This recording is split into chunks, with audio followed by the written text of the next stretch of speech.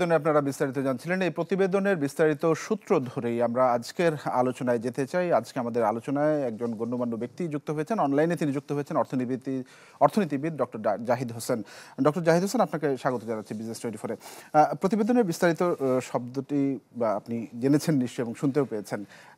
আপনি এই বিষয়টিকে আসলে কতটুকু ইতিবাচক হিসেবে দেখছেন? এই যে চাহিদা এবং মানে যোগানের যে প্রেক্ষিতে ডলারের যে দর কমছে এবং সেক্ষেত্রে আমরা এই ধরনের অভিজ্ঞতার দীর্ঘদিন পরে আসলে মুখোমুখি হলাম, বিষয়টিকে আপনি আসলে কিভাবে মূল্যায়ন করবেন? ধন্যবাদ। আমি কিন্তু প্রতিবেদনটা শুনতে পাইনি, দেখতে পেয়েছি।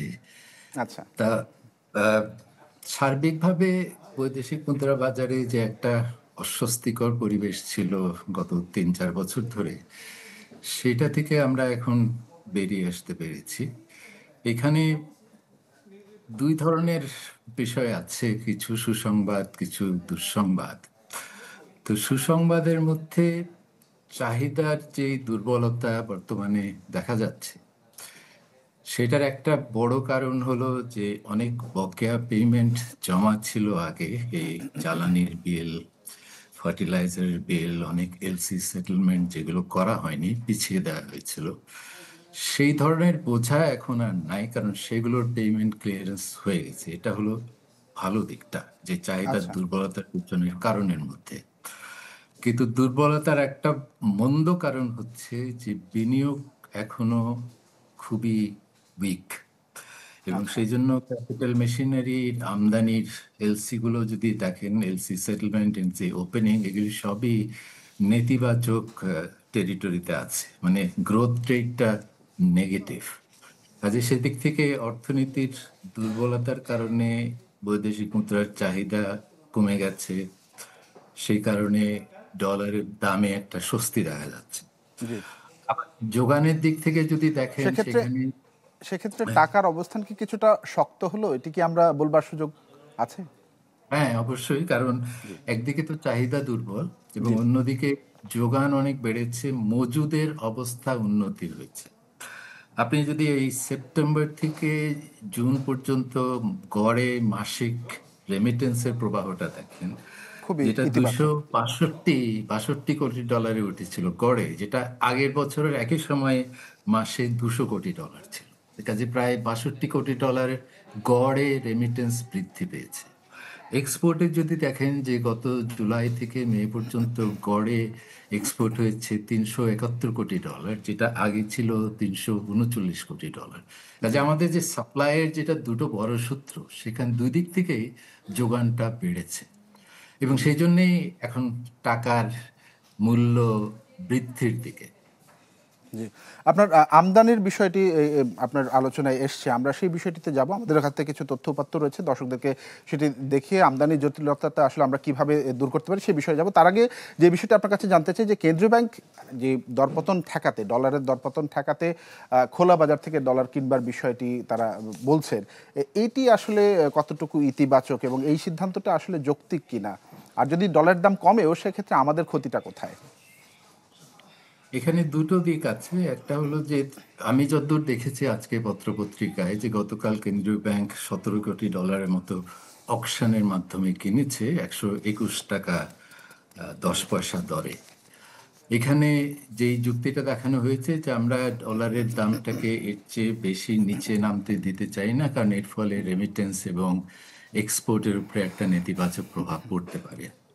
কিন্তু অন্যদিকে কাউন্টার আর্গুমেন্ট আছে, যে আমাদের গত 3 বছর ধরে যে মূল্যস্ফীতি এত ঊর্ধ্বগামী ছিল, তার পেছনে বড় ভূমিকা ছিল ডলারের দামের বৃদ্ধি এবং বৈদেশিক মুদ্রার যোগানের অভাব। কাজে এখন যদি আমরা মূল্যস্ফীতিটাকে অগ্রাধিকার দিই, তাহলে তো ডলারের দাম আরো কিছু নিচে নেমে আসতে দেওয়ার প্রয়োজন আছে। জি। কাজে এই দুই দিক থেকে বিবেচনা করে তারা হয়তো সিদ্ধান্ত নিয়েছেন যে না, আগে এক্সপোর্ট আর রেমিটেন্সটাকে, ঝুঁকিটাকে বেশি প্রাধান্য দিতে হবে। সেই জন্য অকশনের মাধ্যমে বেশি দাম দিয়ে কেনা হয়েছে। যদিও আমি যতদূর শুনেছি, যে ব্যাংকাররা অফার যেটা করেছিল 120 টাকায়, বাংলাদেশ ব্যাংক সেখানে 121 টাকা 10 পয়সা দিয়ে কিনেছে। জি। ডক্টর জাহিদ, ধন্যবাদ আপনাকে। আপনি আমাদের সঙ্গেই থাকুন। আমরা একটি প্রতিবেদন একটু দেখে আসতে চাই। গেল ২.৫ বছরে আসলে কি ধরনের বিষয় ছিল, ডলারের যে চিত্র সেটি আমরা একটু দেখব। দর্শক, আপনাদেরকে একটু জানিয়ে দিতে চাই, আমরা কিছু তথ্য উপাত্তের ভিত্তিতে আপনাদেরকে জানিয়ে দিতে চাই যে ২.৫ বছরে ডলারের দামের যে চিত্রটা সেটি আসলে কেমন ছিল। যেটি প্রবণতা আমরা দেখতে পাচ্ছি যে ২৪ থেকে যে ধারাবাহিকতাভাবে যে বলছিলাম যে রেমিটেন্সের ঊর্ধ্বমুখী প্রবাহ সবশেষ ৫ বছরে আসলে এমনটি প্রমাণ আমরা পাচ্ছি, এবং দেখতে পাচ্ছি যেটি যে ২০২০-২১-এ $24 বিলিয়ন আয় হলেও তা কিন্তু পরে এসে কমে আসে। কিন্তু অন্তর্বর্তী সরকারের দায়িত্বে সবশেষ অর্থ বছরে তা $30 বিলিয়ন রেকর্ডটি কিন্তু ছাড়াই। আর এছাড়া আরেকটা যে বিষয়, যে বহির্খাতের যে আরেক সূচক রপ্তানি, সেটি কিন্তু আমাদেরকে অনেকটা স্বস্তি দিয়েছে। অর্থাৎ রেমিটেন্সের প্রবাহের পাশাপাশি রপ্তানির যে বিষয়টি ছিল সেই জায়গা থেকেও কিন্তু আমরা একটি শক্তিশালী অবস্থানে চলে যেতে পেরেছি, যেটা $48 বিলিয়ন রপ্তানির ফলে কিন্তু বছর ব্যবধানে আমরা 8.5% প্রবৃদ্ধি ছিল এই খাত থেকে। এবং সব মিলিয়ে দুই খাতের বাড়তি আয়ই মূলত বৈদেশিক যে মুদ্রা, সেই মুদ্রার বাজারে স্বস্তি ফেরাতে কিন্তু একটা বড় নিয়ামক ভূমিকা পালন করেছে। অর্থাৎ আমরা যেটি বলছিলাম যে রেমিটেন্সের প্রবাহ এবং রপ্তানি, এই দুই চিত্র কিন্তু আসলে ডলারের বাজারে কিছুটা, বা ডলারের দাম কমতে কিন্তু আমাদেরকে সহায়ক ভূমিকা পালন করেছে। দর্শক, আমরা রপ্তানি এবং রেমিটেন্সের পাশাপাশি যদি আমরা দেখি যে আমদানি ব্যয়টা সেটি আসলে কেমন ছিল, আমদানিতে আসলে আমরা কেমন ব্যয় করেছি সেটি যদি একটু দেখি, সেক্ষেত্রে আমরা দেখতে পাচ্ছি যে আমরা গেল ৫ বছরের চিত্রটি আপনারা দেখতে পাচ্ছেন দর্শক। সেক্ষেত্রে ২০২১ এবং ২২-এ হঠাৎ করেই $89 বিলিয়ন উঠেছে, এবং এরপরে ধারাবাহিকভাবে সবশেষ অর্থ বছরে কিন্তু কমে আসে, যার ফলশ্রুতিতে কিন্তু আমাদের বৈদেশিক যে মুদ্রার যে প্রবাহ, অর্থাৎ আমদানিতে যে ব্যয়টা, সেই ব্যয়টা আমাদের কমেছে, এবং যার ফলে কিন্তু আমাদের রিজার্ভের পরিমাণটাও কিন্তু বেড়ে আসে। দর্শক, আমরা কথা বলছিলাম, ডক্টর জাহিদ আমাদের সঙ্গে আছেন। এই বিষয়টি নিয়ে একটু তার সঙ্গে আবারও আলোচনায় ফিরে যেতে চাই। জি, আমরা দেখছিলাম যে রপ্তানির যে বিষয়টি সেটি আসলে খুব ইতিবাচক ধারাতে ছিল, এবং আমদানির যে বিষয়টা আপনার বক্তব্যের আগে যেটি বলছিলাম যে আমদানির জটিলতা, এখনও সেই আমদানির জটিলতাটা কিছুটা রয়ে গেছে। আপনি বলছিলেন যে যন্ত্রাংশ কিনবার ক্ষেত্রে সেই জায়গাগুলোতে আসলে কঠোর হবার কি এখন আর প্রয়োজন আছে? আপনি কি মনে করেন? মানে এখানে বিনিয়োগটাকে ঘুরে দাঁড়ানোর জন্য কি করা যায় সেটাই হলো প্রশ্ন। কারণ এই আমদানি বৃদ্ধিরও প্রয়োজন আছে, বিনিয়োগ বৃদ্ধির যদি সুযোগটা তৈরি হয়। আবার এদিকে অন্যদিকে আমাদের এক্সপোর্টের ক্ষেত্র যেই পারফরমেন্স আমরা ইদানিংকালে দেখেছি সেটা আগামীতে কতটা টিকবে সে নিয়েও প্রশ্ন আছে। কারণ এই ট্রাম্প ট্যারিফ নিয়ে তো একটা অনিশ্চয়তা এখনো সারা বিশ্বে রয়ে গেছে, আমাদের উপর উচ্চ হারে শুল্ক দেয়া হয়েছে। আবার সেটা আমরা বিনিয়োগের সাথে সম্পৃক্ত, কারণ এক্সপোর্টের সুযোগ যদি সংকুচিত হয়ে যায় তাহলে তো বিনিয়োগে যে মন্দাটা বর্তমানে আছে সেই মন্দাটা থেকে বেরিয়ে আসা কঠিন হবে। আমাদের দিক থেকে করণীয়ের মধ্যে এই বিনিয়োগ পরিবেশে আহ, যে বাধাগুলো আছে সেগুলো দূর করাটাই হচ্ছে বড় প্রায়োরিটি এখন। এখানে একটাতে হলো আভ্যন্তরীণ রাজনৈতিক অনিশ্চয়তা আছে, সেটা ফেব্রুয়ারিতে ইলেকশনের কথা বলা হয়েছে, বা এপ্রিলে ইলেকশন, এটা নিয়ে মোটামুটি কিছুটা অনিশ্চয়তা কাটলেও আগামীতে কোন দিকে যাবে রাজনৈতিক অবস্থা সেটা তো এখনো অনিশ্চিত। কিন্তু তারপরেও ওইটা গিভেন দ্যাট এখন আমাদের বিনিয়োগে অন্যান্য যে বাধাগুলো আছে সেগুলো দূর করার জন্য যে সংস্কার প্রয়োজন, যেগুলো বহুল আলোচিত সংস্কার, সবগুলোই জানা আছে কি কার কি কাজ করার কথা, সেখানে যদি আমরা অন্তত কিছু ক্ষুদ্র ক্ষুদ্র পদক্ষেপ এই সরকার নিয়ে বিনিয়োগ পরিবেশটাকে প্রস্তুত করতে পারে যাতে অনিশ্চয়তা কেটে গেলে বিনিয়োগকারীরা বিনিয়োগে আগ্রহী হবেন, সেদিকে এখন মনোযোগ দিতে হবে। আরেকটি বিষয় যেটি আলোচনায় বারবারই আসলে প্রাধান্য পায়, যে ডলারের দামটাকে আসলে খোলা বাজারের উপরে ছেড়ে দেওয়া, সেটির আশঙ্কাটি এখন কেটে গেল কিটা, কি মনে করছেন? সেইটা তো মোটামুটি গত মে মাসের 14 তারিখের পর থেকেই খোলা বাজারের উপরে ছেড়ে দেওয়া হয়েছে। জি।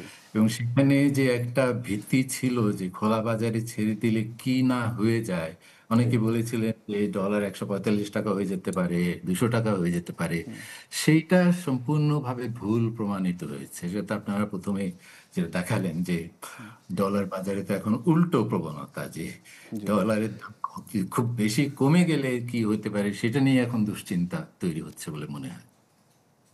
আর আরেকটা বিষয় যেটি যে আপনি বলছিলেন যে খোলা বাজারে ছেড়ে দেওয়ার পরে যে একটা পজিটিভ ইমপ্রেশন এবং অনেক ধরনের নেগেটিভ ইমপ্রেশনের একটা সম্ভাবনা ছিল সেটি অনেকাংশেই কেটে গেছে এবং রেমিটেন্সের যে ভারসাম্যটা সেটি আসলে আমরা মানে প্রতিবেদনে যে বিষয়টি দেখছিলাম যে 5 বছরের যে চিত্র তাতে দেখলাম বেশ ফ্ল্যাকচুয়েট করেছে এবং অন্তর্বর্তীকালীন সরকারের এই সময়টিতে এসে খুব ভালো একটা ইতিবাচক একটা সাড় আমরা পেয়েছি। এই ধারাটি যেন অব্যাহত থাকে সেটির ভূমিকাটা আসলে কিভাবে রাখা উচিত বা এই ডলারের দামটিকে আসলে নিয়ন্ত্রণ করা যাবে কিনা সামনের দিনগুলিতে?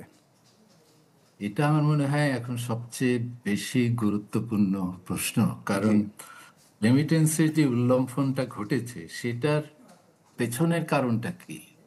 জি, এটা তো এমন না যে হঠাৎ করে বিদেশে কর্মরত শ্রমিকের সংখ্যা বেড়ে গেছে বা তাদের আয় বেড়ে গেছে বা তাদের ব্যয় কমে গেছে।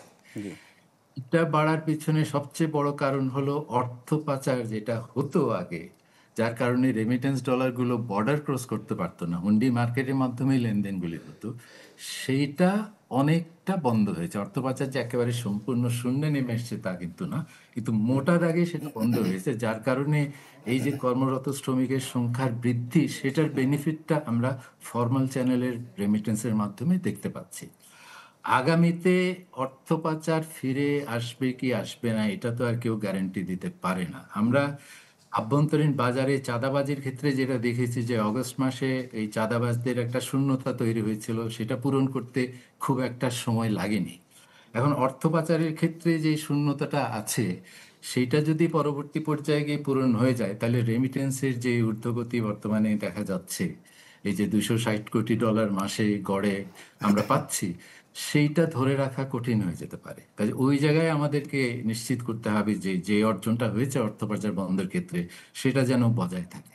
সেক্ষেত্রে বাংলাদেশ ব্যাংকের কোনো ভূমিকা আছে কিনা একদম ছোট্ট করে জানতে চাইবো। বাংলাদেশ ব্যাংকে তো ফাইন্যান্সিয়াল ইন্টেলিজেন্স ইউনিট আছে, তাদের তো এগুলা ট্র্যাক করার কথা।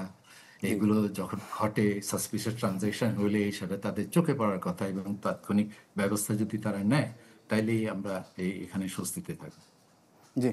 ডক্টর জাহিদ, আপনাকে অনেক ধন্যবাদ আমাদেরকে মূল্যবান সময় দেওয়ার জন্য। দর্শক, আমরা কথা বলছিলাম মুদ্রা বাজার নিয়ে। মুদ্রা বাজারে যে ডলারের যে দরপতন এবং টাকার যে শক্তিশালী অবস্থান সেটি আসলে কোন পর্যায়ে রয়েছে, সামনে আসলে কোন দিকে যেতে পারে এবং আসলে আমরা কি করতে পারি বা কেন্দ্রীয় ব্যাংকই বা কি করতে পারে, এই বিষয়টি নিয়ে কথা বলছিলাম অর্থনীতিবিদ ডক্টর জাহিদ হোসেনের সাথে।